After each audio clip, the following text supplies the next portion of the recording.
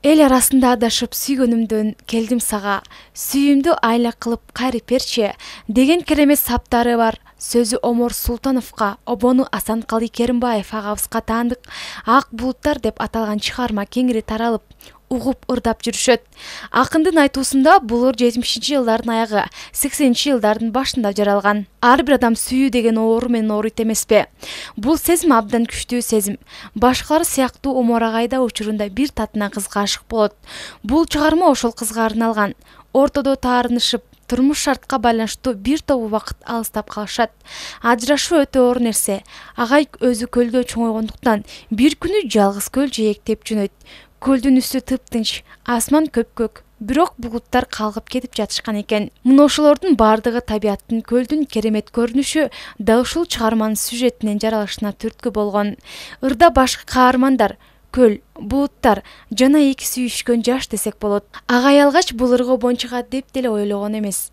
Анан эле 1978-жылы Залкар обончу Асанкалы Керимбаев ак булуттарга обон жаратканын айтып, Омор Султановго адегенде бир куплетін ырдап берет. Ырдын да обончунун тагдырына байланышкан шарттары бар экенин билем. Асанкалы мыкты обончу эле. Жашоодо да толуп ташып турчу. Акырында сүйлөй алчу эмес, бирок бир түнөрсө көпкө кабак ачылбай коет эле дейт Омор Султанов. Ошол бир куплетке обон чыгарып ырдап бергенде бир жума өтпөй Асанкалы Керимбаев Омор агайга телефон чалып, ырга толук обон жазылып бүткөндүгүн айтат. Негизинен бул чыгарма 5 куплеттен турат. Бирок обончу булуттар тоо башынан түнөйсүңөр деп башталган баштапкы биринчи куплеттин ырга кошкон эмес.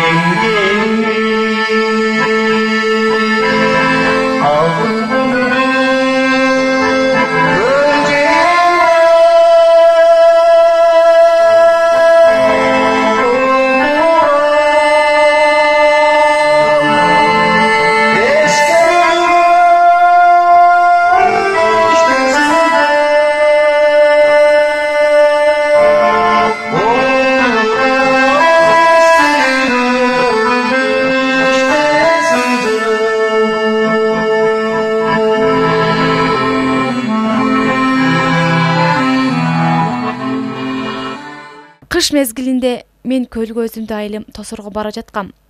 Асанкалы чакырып, ыр жаралган жерди көрүп кел деп ээрчитип алдым. Кыш мезгили көл жээги барып алып, ак булуттарды берилүү менен ырдады.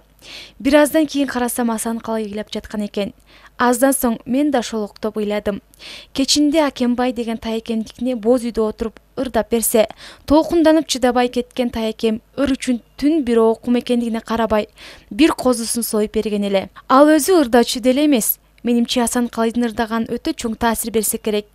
Теңтуштардын айтуусунда Асанкалы мен өлгөндө үйдөн мүрзөдөн үйгө чейин ак булуттарды орнотуп келгиле деп кереес кылып айткан экен, дейт Омор Султанов.